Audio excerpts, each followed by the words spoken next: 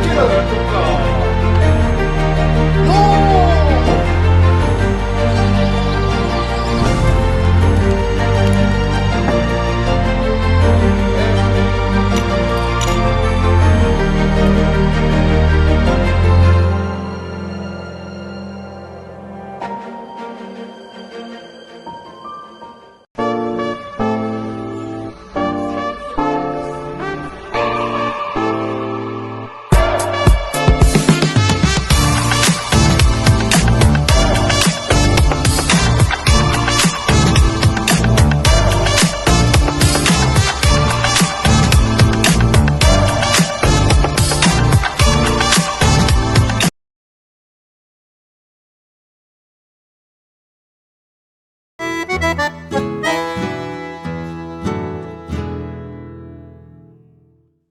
Bueno, ahora estamos en Monte Caseros, parte fundamental, ¿no?, de la historia de la provincia, esta ciudad tan linda, tan peculiar, tan distinta a otras ciudades coloniales como Curuzucuatiá, que tiene otra traza, otra forma de otro paisaje, otra idiosincrasia, ¿no? Entonces, por eso estamos acá y estamos invitando y con gusto vamos a charlar con Sebastián Vallejos, que es profesor, investigador, un historiador también podríamos decir, ¿o no? De nuestra Sí, provincia, que desde Monte Caseros nos va a contar un parte de qué se trata y cómo se vincula con la historia regional de nuestra provincia.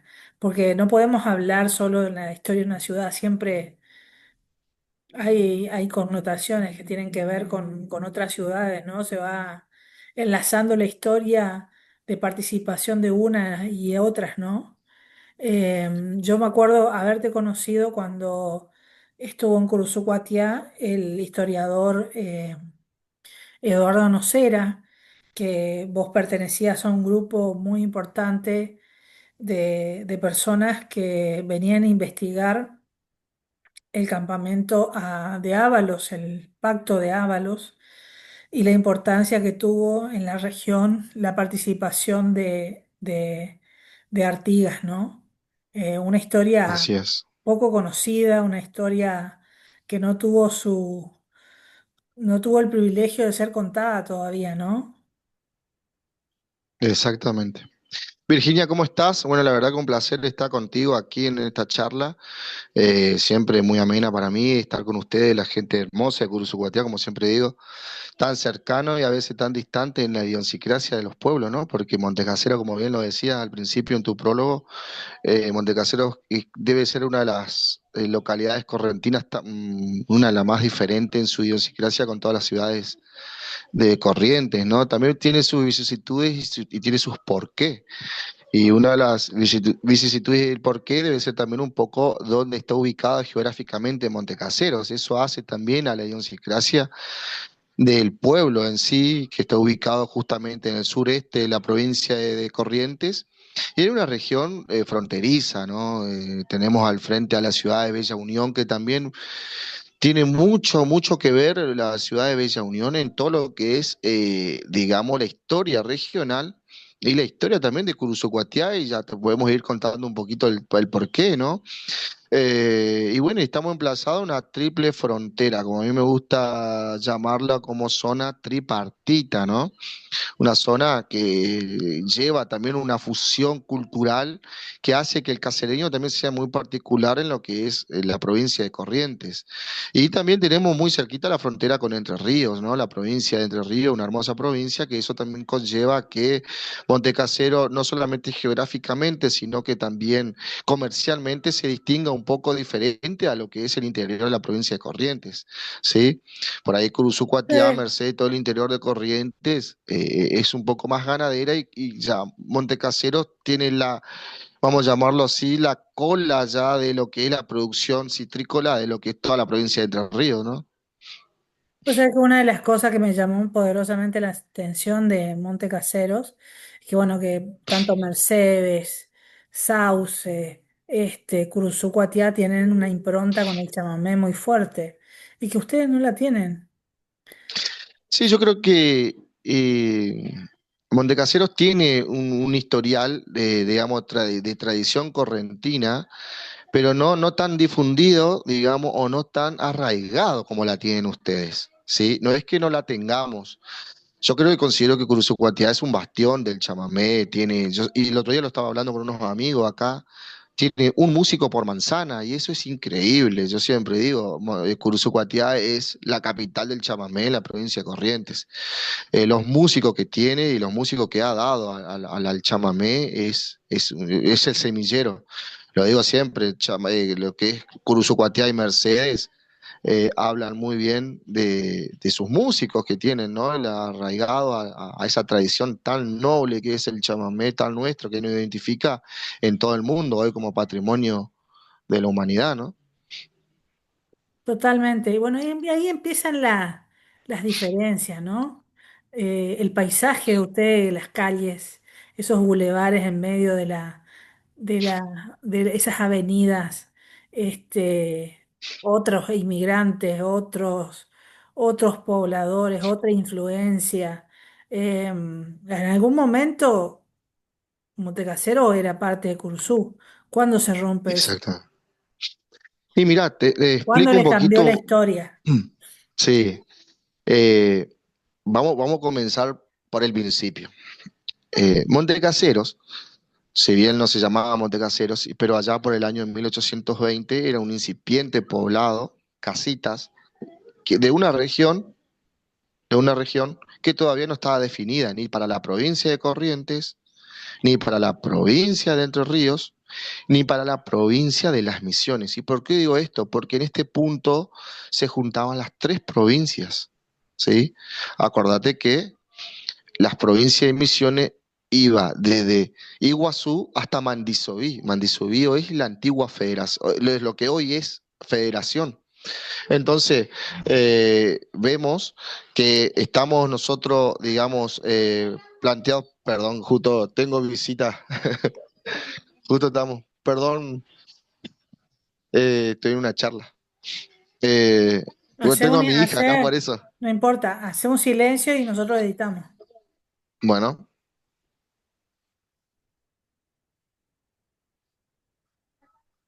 bien. Comentaba, en sus comienzos, Montecaseros era el Paso de Higos y era un incipiente poblado que no tenía, digamos, hoy por hoy, un lugar. O sea, era un lugar de litigio para las provincias y para la región. Y es así que el Paso de Higos en 1820 empezó a tomar parte y empezó a tomar formas. ¿En qué sentido lo digo? Lo digo porque el Paso de Higos eh, en 1820 fue el lugar de epicentro del general Artigas, ¿sí? Con las misiones. Acá en el departamento de Montecaseros, en aquel momento era el Paso de Higos, eh, lo que había sucedido era que, digamos, se encontraba una antigua capital y una de las últimas capitales de las misiones, que fue Asunción del Cambaí. ¿Sí? A partir de allí la historia se fue tejiendo mediante, se fueron llevando los sucesos históricos y empezaron a suceder, empezaron a aparecer en la historia muchos personajes que hicieron en la historia del Paso de Higos. En ese momento fue el general Artigas. El general Artigas estuvo en esta región, combatió el 6 de agosto de 1820 acá en la Asunción del Cambaí, dio su último combate para luego exiliarse al Paraguay. ¿Sí? Y fue acá, es una historia que tampoco está contada y nosotros con el historiador Arno Cera lo hemos estudiado, lo hemos analizado y a partir de allí toda esta región estaba penetrada con los pueblos de los guaraníes de las misiones. Más de 6.000, 7.000 familias comprendían toda esta región del Paso de Higos. ¿Qué sucede? En ese momento, Artigas se ve traicionado justamente por Ramírez, el caudillo entrerriano, y le declara la guerra a Artigas. Y esto es lo que nosotros justamente vamos a Curuzucuatiá a investigar. ¿Por qué? Porque Artigas lo que hace es dividir lo que era los antiguos pueblos libres que pertenecían a todo el litoral argentino, una vez que Buenos Aires hace el Pacto del Pilar con Entre Ríos y Santa Fe, Artigas llama a un congreso con Corrientes y las Misiones y la Banda Oriental, donde se ubica ese congreso, en Ábalos. Ábalos hoy es la cuarta sección de Curuzucuatiá. Entonces, esa es una, eso es lo que nosotros estábamos estudiando en Curuzú, dar con el lugar del Pacto de Ábalos, la cuarta sección de lo que hoy es la cuarta sección, pero se comprendía un territorio mucho más grande de lo que uno podía llegar a ver por el arroyo que había ahí, el arroyo Ábalos, el arroyo Samenta, en cuestiones que ese territorio todavía sigue estando digamos, en investigación, que seguramente otros tomarán la posta y darán con él, ¿no? Pero bueno, eso es lo lindo de la historia a veces, investigar. Volviendo al Paso de Higos, eh, estos aborígenes en el Paso de Higos libran su último combate, como yo siempre digo, porque Artigas ya había sido exiliado al Paraguay, eh, y estos aborígenes quedan en el Paso de Higos, muy cerquita acá a la costa del río Uruguay, el Paso de Higos, porque el Paso de Higos era la región Virginia, ¿sí? Tanto del lado uruguayo, la banda oriental, como la del lado argentino, que es la banda, lo que hoy es Montecaseros. Entonces, ellos se ubicaron acá y el 20 de diciembre de 1820, todos estos pueblos que venían de La Cruz, Santo Tomé, Yapeyú, Asunción del Cambaí, en el departamento de lo que hoy es Montecaseros, vienen al Paso de Higos, libran su último combate, lo que yo les llamo el último combate de los pueblos, de los pueblos libres, de la Liga de los Pueblos Libres. Una vez que ellos combaten con las fuerzas entrerrianas de Ramírez, en ese momento había un monje, el fraile Domingo Morales, y con ellos los comandantes misioneros guaraníes, los comandantes guaraníes, como en ese momento era el comandante Ariyú, pero también estuvo Pantaleón Sotelo, también estuvo Andresito Guazurarí en la región, también estuvo Francisco Javier Cití, grandes caudillos, grandes jefes militares, comandantes militares guaraníes que no son nombrados en la historia y que han participado en todas las contiendas de las guerras intestinas y las guerras libertarias que ha tenido la Argentina. Entonces es importante remarcar esta porción de la historia que se dio en la región, tanto en Guruzucuatiá como en Montecasero y toda la región, en Mandisoví, perdón. Una vez que ellos derrotan a las fuerzas entrerrianas, cruzan el río y se establecen en Bella Unión. Esto fue en 1820. Estas familias se establecen en Bella Unión, ¿sí? Y esto conlleva que, perdón, en 1828, con los pueblos, los 7 pueblos orientales, perdón, del Brasil, que el general Rivera lo fue trayendo en ese éxodo de pueblos guaraníes, fundan lo que se llama la Bella Unión, ¿sí? El Rincón de la Bella Unión, que era la Bella Unión de estos pueblos guaraníes, de las misiones, la Bella Unión de estos pueblos, ¿sí? ¿Qué sucede? Esto fue en 1828. En 1829, estos pueblos guaraníes que fundaron Bella Unión fueron abandonados por el general Rivera. El general Rivera fue el primer presidente del Uruguay. Son abandonados. ¿Y qué sucede? Estos guaraníes cruzaban, porque no tenían de dónde prenderse, de dónde comer, estaban hambrunos, se cruzaban el río Uruguay y se establecieron en la costa del Paso de Higos y se robaban todo el ganado cimarrón que pertenecía a todo el departamento Curuzucuatiá en aquel momento. Entonces es allí que en 1829 el comandante Ledesma manda un emisario a Curuzucuatiá para decir, hay que crear un pueblo, ¿sí? Hay que crear un pueblo para que no suceda esto, porque nos están quitando los guaraníes que están en la otra costa, que están hambrunos, nos están robando el ganado. Entonces es allí que el 5 de octubre de 1829 fundan el Paso de Higos y es cabecera del departamento de Curuzucuatiá. Y es tal la importancia que tiene el departamento, el Paso de Higos, que fue cabecera al departamento y que fue el puerto, el único puerto que funcionó en aquel bloqueo anglo-francés del año 1838. Y es a partir de este puerto donde empiezan a llegar la primera ola también de inmigrante a esta región, ¿sí? Donde se establecieron los primeros inmigrantes en la zona, en lo que es el centro de la provincia de Corrientes. Esos primeros vascos llegaron del lado uruguayo, ¿sí? Y va, digamos, la historia sigue. Es así que en 1852, perdón, se da la batalla de Caseros, ya con esas guerras intestinas que hay entre los caudillos, en los caudillos de las provincias del litoral. Sucede que justamente Rosas, en aquel momento que era considerado un dictador para la región, eh, para las provincias del litoral, Rosa era considerado un dictador, ¿sí? Eh, es así que en 1853 lo que sucede es que él manda siempre un emisario a todas las provincias a considerarse su gobierno continuaba, o sea, podría seguir continuando, y la única provincia que votó en contra fue Entre Ríos, con su caudillo Urquiza. Entonces es allí que llaman a una contienda en los que son los campos de la familia Caseros en la provincia de Buenos Aires. Hoy esos campos de la familia Caseros es el partido de Morón, ¿sí? El Palomar. Hoy por hoy ese lugar, esos campos pertenecen al Colegio Militar de la Nación. A mí me tocó formar parte del Colegio Militar de la Nación y conocí el museo y conocí porque hice guardia en esa zona. Y el hacer guardia en ese palomar, porque antiguamente las familias La familia Casero era una familia notable, criaban palomas para regalar, una costumbre que tenía la familia de la aristocracia en aquellos momentos, ¿no? Una costumbre que venía de Francia. Y entonces era el Palomar, y hoy por hoy todos esos lugares caseros existen en Buenos Aires, el Palomar existe en Buenos Aires, son lugares que hoy están, y es un museo, están dentro de lo que es el Colegio Militar.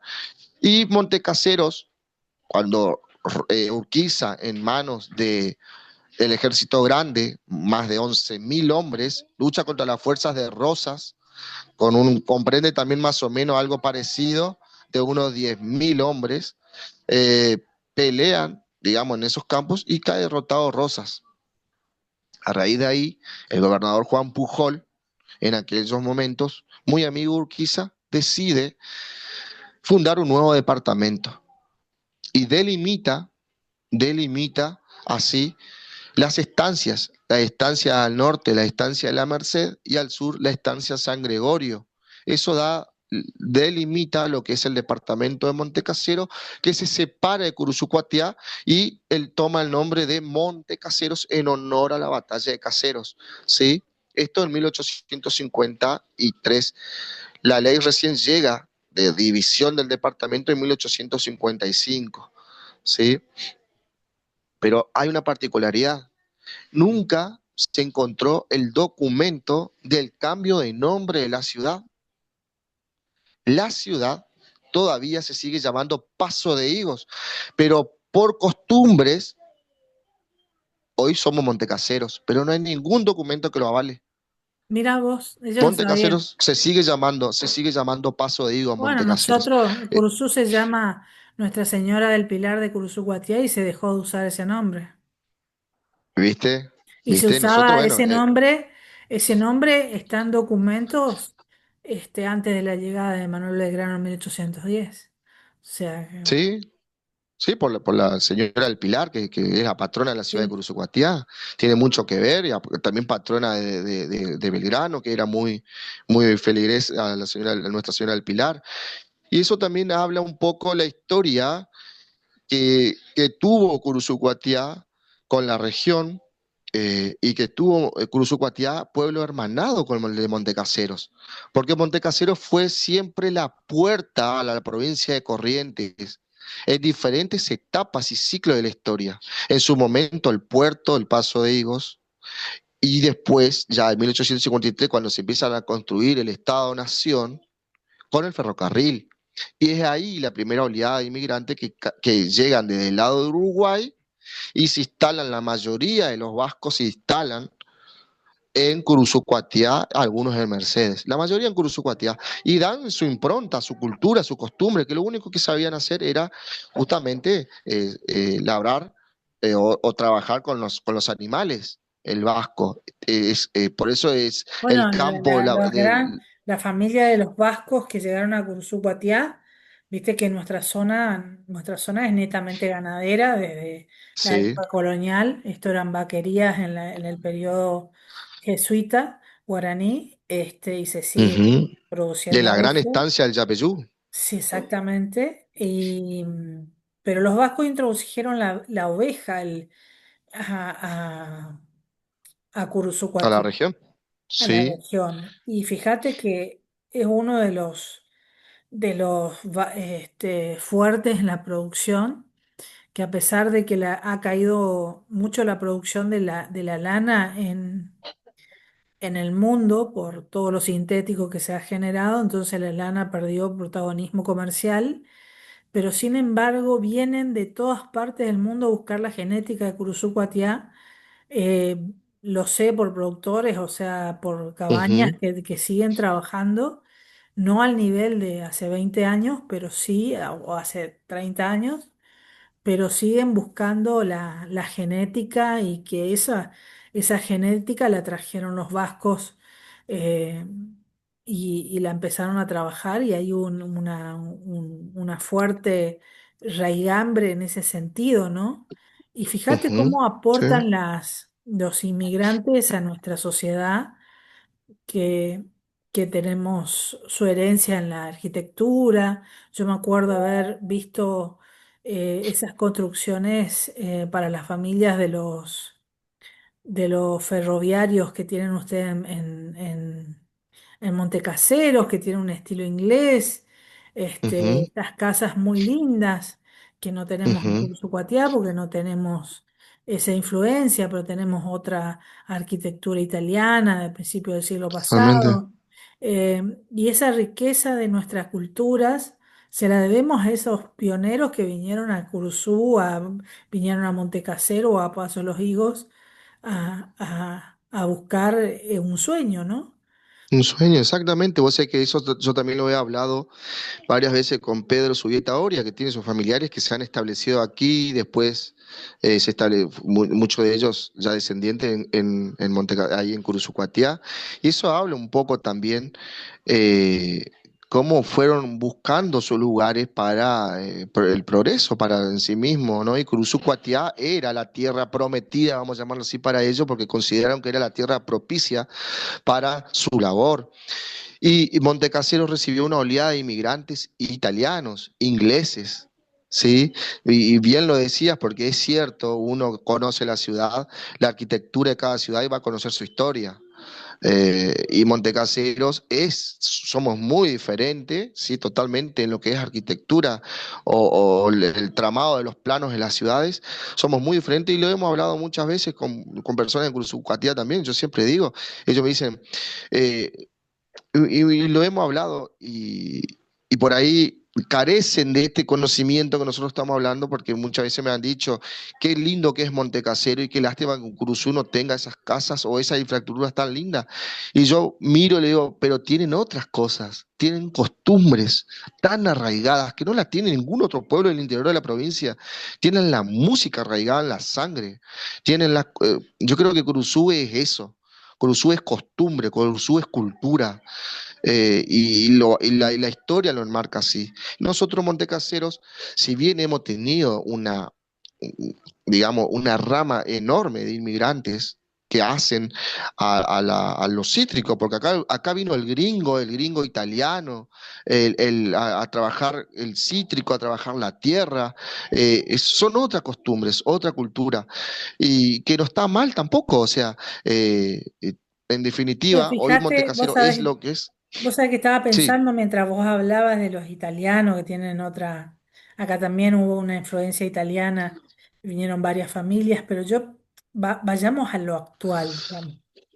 Estaba pensando mientras vos hablabas que toda esa herencia, todo ese trabajo eh, que se llevó el tiempo para formar una sociedad, hoy se expresa de otra manera. Yo pienso en los carnavales de Montecaseros, más allá de la belleza que tienen y la riqueza que tiene el carnaval de ustedes, en cómo se organizan. sí. Es cultural, Es cultural.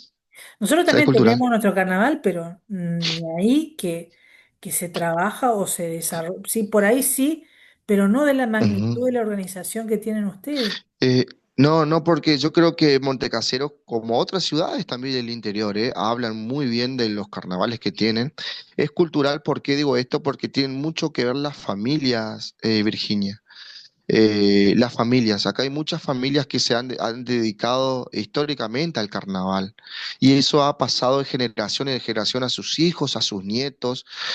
Y tenemos por ahí, a comparación de otras comparsas, ya que de chiquito van viviendo toda esta vida de carnaval. Yo por ahí como historiador, por ahí mucho no me meto en la historia del carnaval, pero es obligación sí saber y conocer, porque es parte de nuestra historia y nuestra cultura. Mira, te explico, nosotros el año pasado hemos ido a un cumpleaños de una chica de Curuzú Cuatiá en la estancia La Choza, ahí en Curuzú. Y nosotros, mira, esto es una anécdota muy linda, porque hemos ido con amigos de acá de Montecaseros. Y para nosotros fuimos disfrazados, y viste que nosotros no es. La temática era ir de gaucho, y el gaucho no es un disfraz, pero nosotros lo veíamos a ustedes vestidos de Curuzú Cuatiño, tiene una estampa, hermano. es natural y nosotros nos veíamos como que era un carnaval nuestra vida, ¿viste? Porque bueno, veíamos una boina y abajo zapatillas, ¿no? Y Cursucuateño tenía sus botas, sus bombachas, y nosotros, no, o sea, que es como, fue una anécdota, lo contamos y nos reímos porque fuimos a pasar vergüenza, decimos siempre. Pero bueno, también marca nuestra idiosincrasia como el pueblo de Casero. Casero vive y todo el año para esa fiesta popular, que ya está en el gen del casereño, porque también ha exportado grandes artistas, digamos, artistas artesanos, digamos, que hacen al trabajo del carnaval. Ha exportado por todos lados, incluso a la ciudad de Gualeguaychú está lleno de casereños que están trabajando en el arte del carnaval. Bueno, Sebastián, se nos acortó el tiempo, pero podríamos seguir hablando. Estuvo bueno que empecemos con la historia de Montecaseros o Paso de los Higos, este, y que terminemos con Carnaval, Y la con la hermandad que actualidad, ¿no? tenemos entre los pueblos. Yo siempre Totalmente. digo, la hermandad, nosotros hemos nacido gracias a Curuzucuatiá, y tuvo mucho que ver la ciudad de Curuzucuatiá como para siempre. Y es más, nosotros nos hemos juntado siempre y siempre nos dicen los amigos que tenemos en Curuzú, Montecasero es nuestro patio más hermoso. Siempre, siempre vienen. De verdad que es así, sí. Nosotros tenemos una gran amistad con los curuzucuateños. Nos hermana mucho, ¿no? Nos hermana la historia. Y gente muy cálida tengo ahí en Curuzucuatiá, así que siempre muy ameno recordarlo a ellos, ¿no?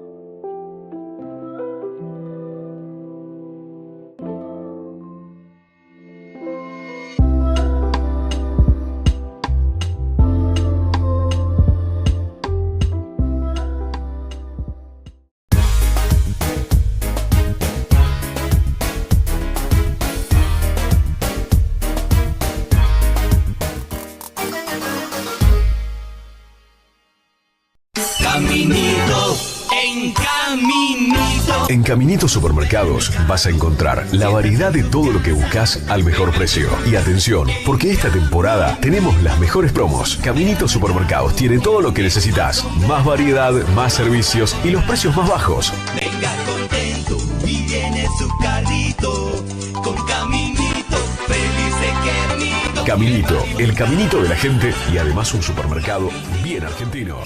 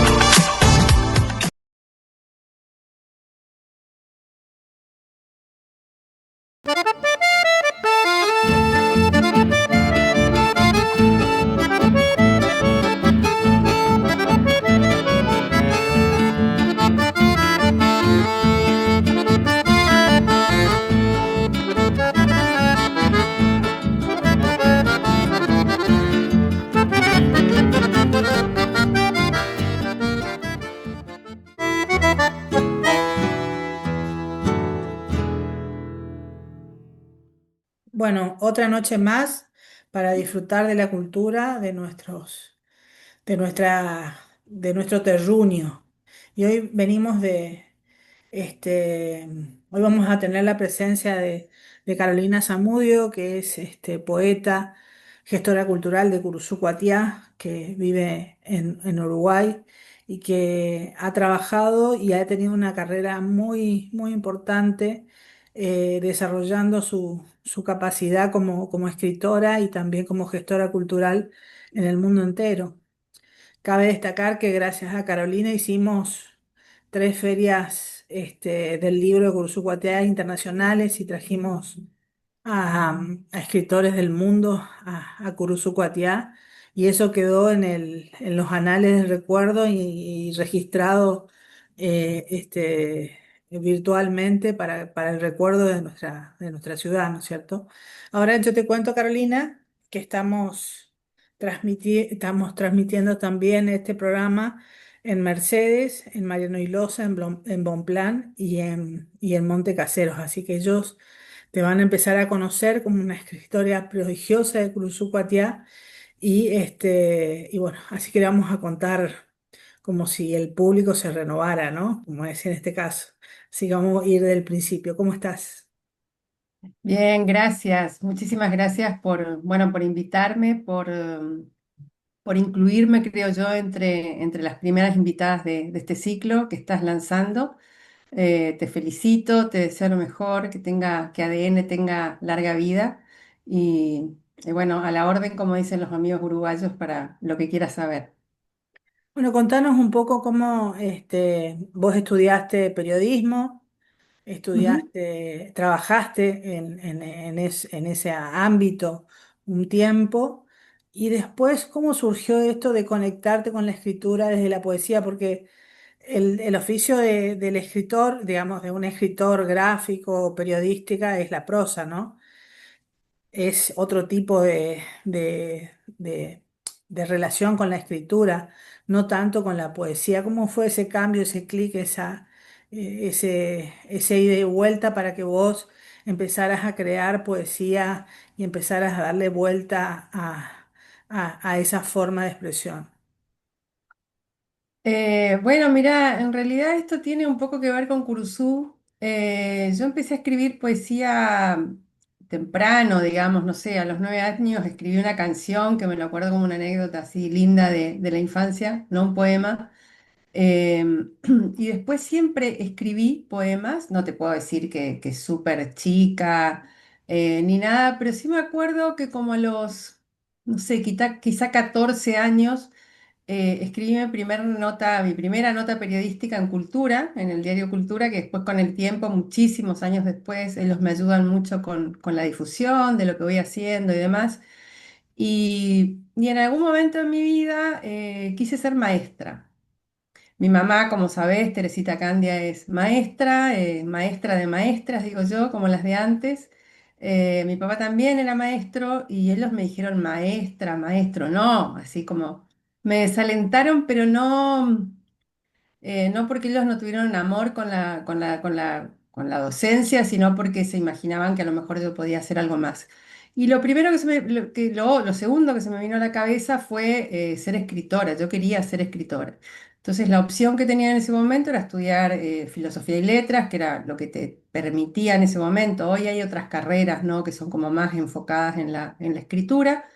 Pero yo también tenía como una visión así, súper chica, ¿no? O sea, joven, de una profesión un poco más práctica, que me dé la posibilidad de trabajar inmediatamente y no tirarme a esa incertidumbre que tiene que ver a veces con lo artístico, ¿no? Entonces yo llego al periodismo en realidad ya con la inquietud de la literatura como en forma amplia, ¿no? No solo la poesía. Entonces, durante la carrera de periodismo, por supuesto que empiezo a conocer un montón de otros autores, tangencialmente, no solo porque en la universidad me lo diera, sino porque los amigos, obviamente, la gente que estudia periodismo tiene mucha, los profesores también, empecé a conocer otros autores y ya con la posibilidad de estar en Buenos Aires, donde uno tiene acceso a más actividades, a más librerías, bueno, en fin. La cuestión es que sí, efectivamente trabajé 15 años en periodismo básicamente gráfico, pero también trabajé en Radio Mitre, que fue mi primer trabajo. Ahí empecé en el departamento creativo. Yo escribía publicidades, o sea, esa gran campaña que tiene Radio Mitre, que creo que la sigue teniendo, de pequeños anunciantes. Entonces era como crear pequeñas piezas publicitarias, ¿no? De pequeños y grandes anunciantes. Em, que eran jornadas como muy desafiantes, porque uno puede pasarse ahí en un lugar chiquito, en una oficina con otros compañeros, pensando una pieza gráfica para promocionar algo o publicitar algo durante 2 días hasta que cayera la idea, ¿no? También muchos años después, me lo hace notar un crítico, yo también lo veo, hay como mucha conexión entre ese proceso de pensar una pieza publicitaria de 2 líneas, digamos, que tenga una idea y después el proceso con la poesía. Simultáneamente sigo escribiendo cuentos, sigo escribiendo, bueno, notas periodísticas desde ya, crónicas y también siempre sigo escribiendo poesía. Después, bueno, también entonces en radio, también trabajé en Radio El Mundo, esto fue con Héctor Larrea y antes en Radio Mitre con Néstor Ibarra, para los oyentes y los televidentes más grandes que sepan quiénes son, que fueron como dos referentes del periodismo. Y después trabajo en una revista de negocios, que no era algo que yo quisiera hacer, pero bueno, uno nunca elige en qué rama puede. A mí me hubiera encantado entrar a trabajar en una, digamos, en la parte cultural de un diario. Eh, bueno, y el camino del periodismo fue muy lindo. Pero en algún momento me pareció de una horizontalidad, o sea, como es difícil, ¿no? Ascender, pero ascender en términos de desafíos, ¿no? De decir, bueno, a ver, ahora hago una cosa diferente, aunque terminé siendo editora, sí, un poco informalmente correctora también.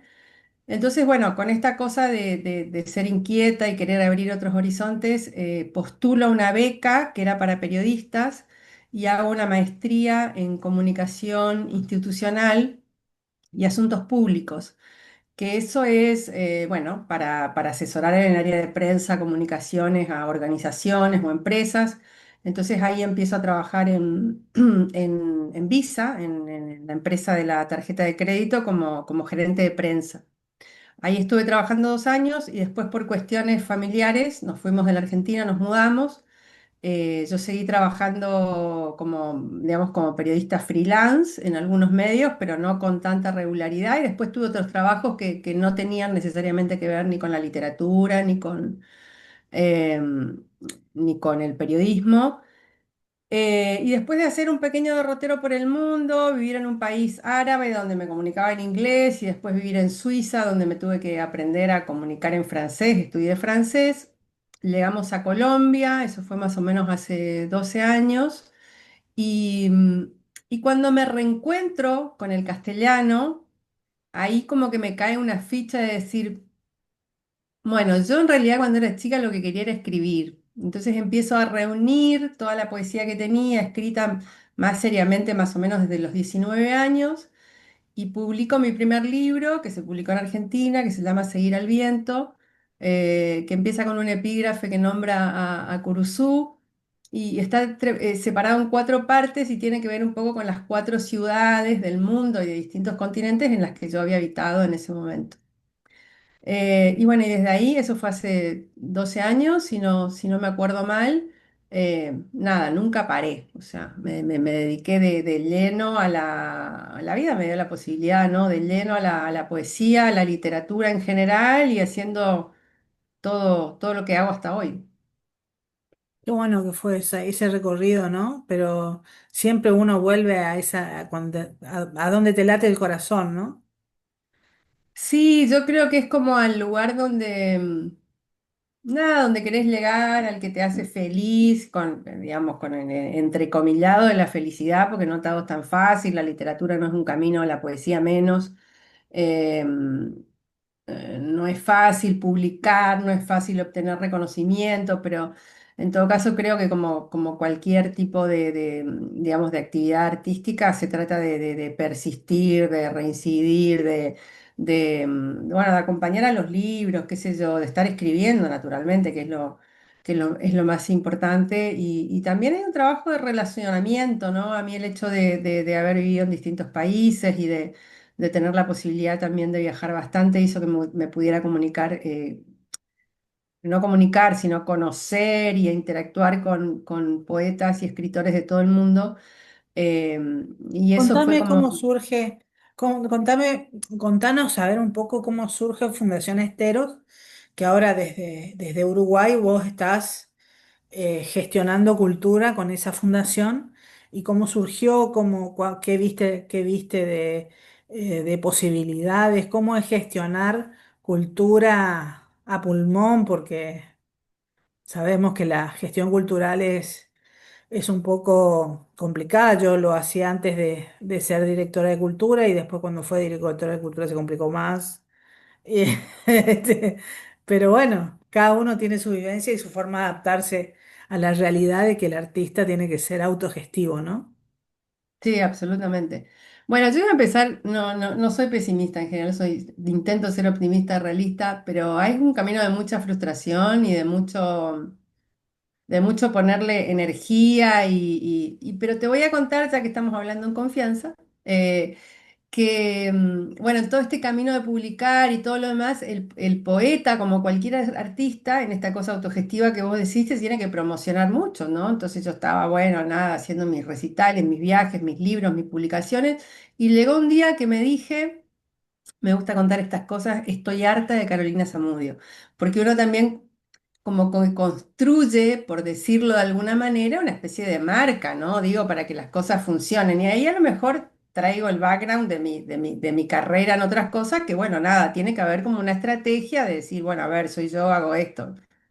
Entonces, llegó un momento cuando justo coincidió cuando nos mudamos con mi familia a Uruguay, que fue hace 8 años, donde yo empiezo a pensar qué puedo hacer además de mi propia escritura, ¿no? O sea, bueno, y entonces dije, sumando mis conocimientos, mi experiencia, no sé qué, yo creo que puedo sumar de alguna manera. Entonces creo la fundación con la idea de hacer varias cosas, de hacer una residencia creativa para escritores en Uruguay, de una revista, que es la revista Esteros, que sigue saliendo hasta ahora, después de 7 años, digamos, de trabajo. Em, y bueno, se iba a realizar esta residencia creativa en Uruguay, estaba todo dado, yo estaba buscando sponsors, apoyo institucional y todo lo demás, y llegó la pandemia, no se pudo hacer. Entonces después surge medio azarosamente, pero fue una bendición, hacer este festival de poesía que, bueno, que lo hicimos juntas. Comenzó en la Feria del Libro de Curuzú y para mí también fue muy lindo en ese sentido, digamos, poder empezarlo en Curuzú porque bueno, nada, porque uno tiene sus raíces ahí, y yo me fui a estudiar porque no tenía alternativa, no podía estudiar periodismo en Cursú.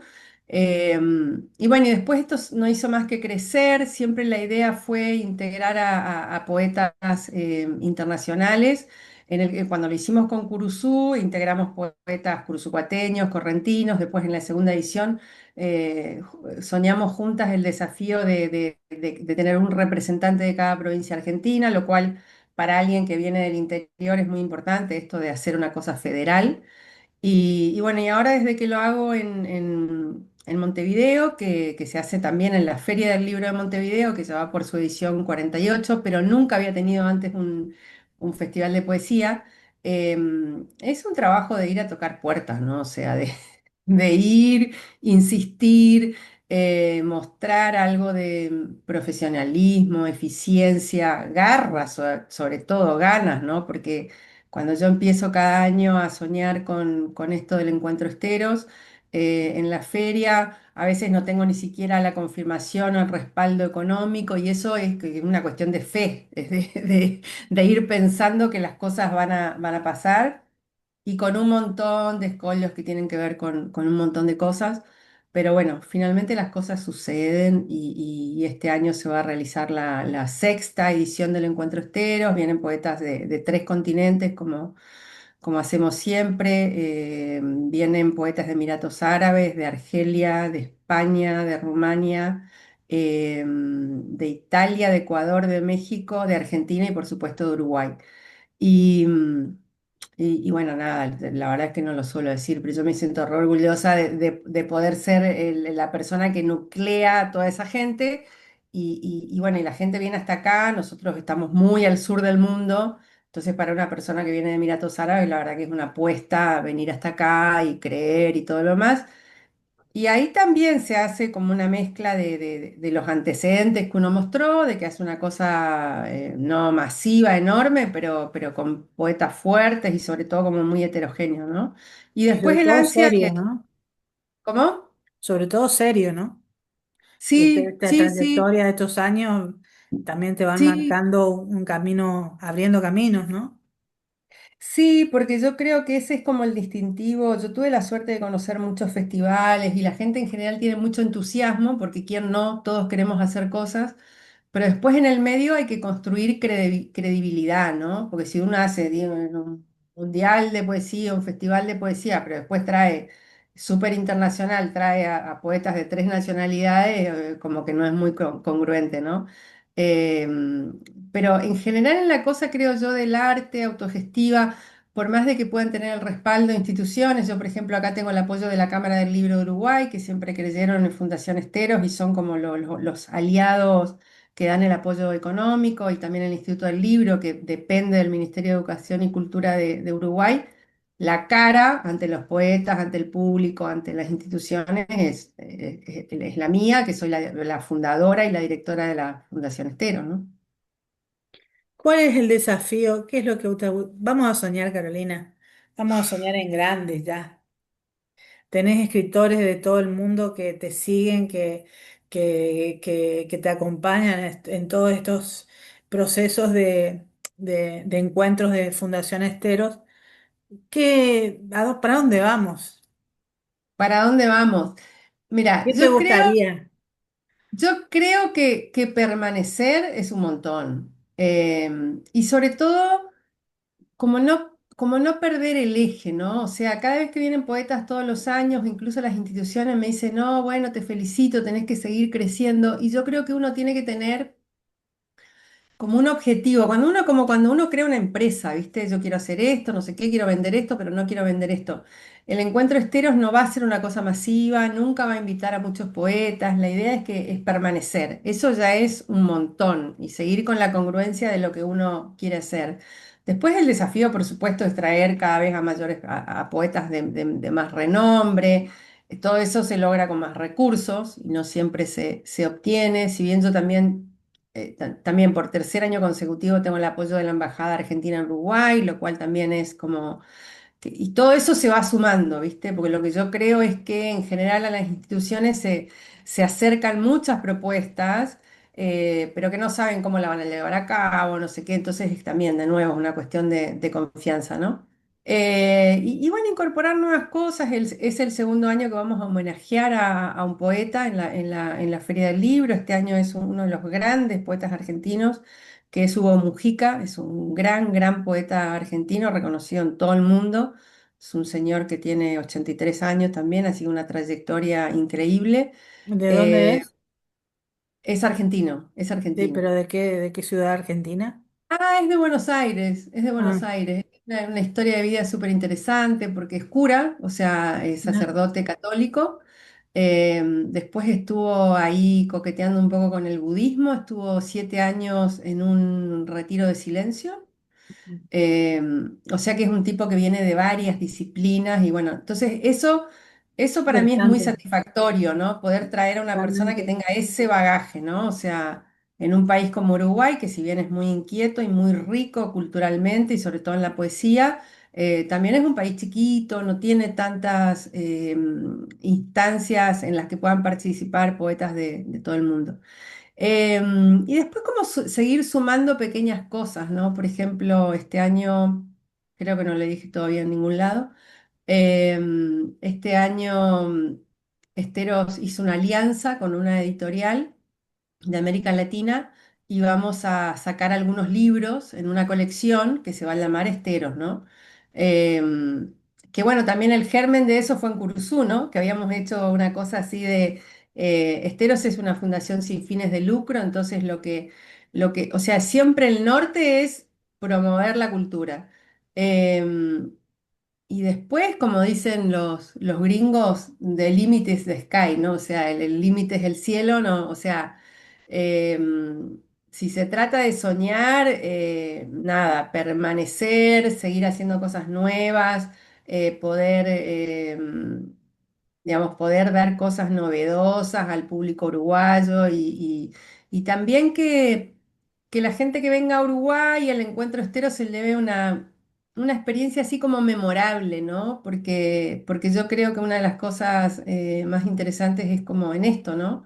De la literatura en donde hay tanto cariño, camaradería, apoyo, porque finalmente no hay un fin comercial. La novela vende, los libros de autoayuda venden. Rolón es el psicólogo argentino, es el escritor más leído de América Latina, el más vendido. La poesía es una cosa como un poco más colateral, si bien es considerado el género ¿Viste que vos te mayor. vas a una librería y encontrás muy pocos libros de poesía? Sí, y además siempre están en el anaquel de abajo. El año pasado mi hija me sacó una foto y yo estaba agachada como tirada en el piso buscando libros de poesía. Sí, así es. Y además lo que pasa es que uno tiene que morirse y mejor si trágicamente para ser un poeta reconocido. Intentemos que no. Obviamente que tiene que tener talento también, ¿no? Pero los reconocimientos o esa cosa más masiva no se da en vida de los poetas. Eso pasó históricamente y sigue pasando. O sea, no sé, a lo mejor relacionado con la pregunta que me hiciste, mis sueños no son tan amplios, pero yo creo que en este momento, no me quiero poner trágica, pero de la vida, del mundo, de que en América Latina el apoyo económico sigue siendo muy escaso, no hay grandes incentivos a la cultura, menos a la poesía, permanecer es un montón. Y bueno, y después, como te digo, ¿no? Hacer estas pequeñas cosas, crear ¿cómo se dice? Una colección de libros de poesía esteros que se gestionen desde Uruguay y que puedan promover más que nada poetas uruguayos, pero también de otros países, me parece un montón. Carolina, ¿qué consejo le podés dar a los escritores correntinos? Viste que nosotros hicimos la colección Flor del Espinillo, que editamos una colección de 20 libros y después el libro federal con todos los escritores. Muchos escritores correntinos, más de 40 han participado de la colección Flor del Espinillo. Eh, Nosotros estamos años luz, y más en la situación que vive la cultura hoy por hoy en Argentina. Eh, Todo lo que lograste en Uruguay no lo hubieras logrado acá porque acá está todo cortado por la cultura. Y acá vos sabés bien que en las provincias, en los lugares alejados de grandes capitales, el esfuerzo del artista es el que pone en movimiento toda la cultura. Mm. ¿Qué le dirías a los escritores de Caseros, a los escritores de Mercedes, a los escritores de Corrientes que van a estar mirando este programa y que te escucharon muy atentamente? Em, Bueno, varias cosas. Primero es escribir, fundamentalmente. Parece tonto, pero es escribir, es probar, es tirar a la basura, leer muchísimo, porque también veo, no quiero ser peyorativa, quiero ser realista desde mi perspectiva de alguien que hizo un camino más grande o más chico. Em, Muchas veces veo, y ahí no estoy hablando de los correntinos, estoy hablando de cosas que veo incluso en el mundo o en América Latina, que es lo que más conozco. Alguien saca un libro de poemas y dice soy poeta. No, eso es mentira. O sea, alguien dice que uno es poeta. Yo no puedo decir, Carolina Zamudio poeta. No sé, abrir una cuenta de Instagram que diga Carolina Zamudio poeta. Me parece que es un acto de soberbia muy grande. Em, lo otro es animarse a tocar puertas, ¿no? Todos los poetas, creo yo, tenemos maestros, o sea, gente que nos apoya, que nos refrenda, que nos empuja. Em, También después está el camino personal de cada uno, ¿no? Lo que yo veo es que en muchas provincias argentinas hay colectivos, digamos, ¿no? O sea, gente que se une en una asociación, que crea el grupo tal que hace actividades, que hace lecturas, que toca puertas en Curuzú, sería naturalmente ASIAC o la Biblioteca del Bicentenario, se llama así. Cuatirendá. Guatearendá, la Guatearendá, promover instancias, se lee poesía en otros lugares en los bares, se hace un micrófono abierto, o sea, Porque con la poesía uno puede tomar dos caminos, ¿no? Puede ser como Juan L. Ortiz, el gran poeta entrerriano, que es súper reconocido, pero también nuevamente reconocido después de muerto, que era un tipo que vivía recluido en su casa. Pero yo creo que hoy el camino con las redes sociales y con un montón de otras cosas es crear, publicar, mostrarse. A veces no se puede publicar, hay algunos concursos, hay varios concursos en América Latina, en el mundo. em, y después hay una cosa medio dual. Lamentablemente las cosas siguen pasando en Buenos Aires, las cosas más grandes o que dan visibilidad, o sea, no solo en la Feria del Libro, pero también en Buenos Aires hay ciclos, hay otras instancias, pero creo que no hay que quedarse solo con eso, porque o si no, si uno espera que las cosas pasen en Buenos Aires, no lo hacen en otros lugares. Em, pero yo creo que, bueno, será por una cuestión de mi personalidad, ¿no? No hay que tener pudor, hay que mandar los poemas de uno a las revistas digitales, hay miles de revistas digitales, hay que hacer activos en redes, porque si uno decidió escribir primero, publicar después, o sea, sacar poemas al mundo, es para que la gente los lea. Entonces no tiene que haber ningún pudor en compartir y en someterse al juicio del otro, que puede gustar o no puede gustar, pero ya está, o sea, uno decidió hacerlo, ¿no? No sé si sean consejos que sean válidos, pero esto es por lo menos lo que yo me decidí a hacer, ¿no? Esto es lo que quiero dar. Nadie me pidió a mí que escriba poesía, probablemente a casi nadie le sirva, pero por ejemplo el feedback que yo obtengo en redes, en los medios, hace 2 semanas salió una nota muy linda en el diario El País de Uruguay, que es como si fuera La Nación de Argentina. Y bueno, me llevó 8 años viviendo en Uruguay que reseñaran un libro mío en el mayor diario de... Pero bueno, es un trabajo de perseverar, ¿no? O sea, es mi segundo libro en Uruguay, con todo lo que yo hago en Uruguay recién sale eso. Y bueno, esas cositas son como mimos, ¿no? Mimos no al ego, al trabajo. O sea, Carolina, ¿tenés un libro a mano para leernos una poesía? bueno, sí. Bueno, por un lado tengo este, que es el que se presentó en Curuzú, en Mercedes, en Corrientes, pero estos son poemas en prosa un poco largos, así que no creo El que vos que, quieras. que sea el Tenemos, momento. tenemos un tiempito, así que vamos a disfrutar de tu Vamos un tiempito. literatura. No, pero si tenemos un tiempito, vamos con alguno de este. No lo tenía planeado, pero vamos con el último poema, son 29 poemas, que justamente es el que da título al libro y se llama La extensión de un deseo. Hay que cuidar a las palabras como a los hijos. El de la madre tampoco es un trabajo, ni siquiera un título. En eso se parece a la poeta. Es una vocación de la que, como muchas, una se va apropiando con el tiempo. La maternidad es un largo diálogo en el que se intercalan preguntas, mudez, gozo, asombro. La oscuridad es un exceso de luz, escribió Negroni.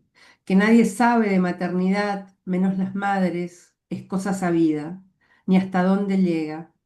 ¿Qué idea tiene el sauce de la longitud de sus ramas? Cobijar en libertad a un hijo fuera de una es una abstracción. Algo queda a merced del azar. La poesía va en el otro sentido. Un poema es un hijo que nace huérfano y busca siempre incierto una casa. El lector. De la fiebre a la sequía de palabras, la literatura siempre un compás de espera del momento y se refunda en las paredes de la casa como se vuelve a erigir un mundo. No, el poema no es un hijo, es solo un puente, la extensión de un deseo. Algunos necesitamos hacer para ser, no solo el amor, el camino, el aire, el agua o el viento, la escritura y el llanto, la risa amplia, las mil y una noches, los días, y darle a todo un significado, pensar, pensar, pensar, dudar de lo que se piensa. La madre es lo intuitivo, la maternidad lo racional, pero elijo certeza. Tengo una vieja puerta en la cabecera de la cama, un muro de contención, un muelle, los durmientes de una vía, o solo un lugar por donde asciende el deseo, la vida misma, algo de carestía, pero sobre todo abundancia. Muchas gracias, Carolina Zamudio. Gracias a vos Contenta y te por tenerte deseo lo acá. mejor. Gracias, gracias.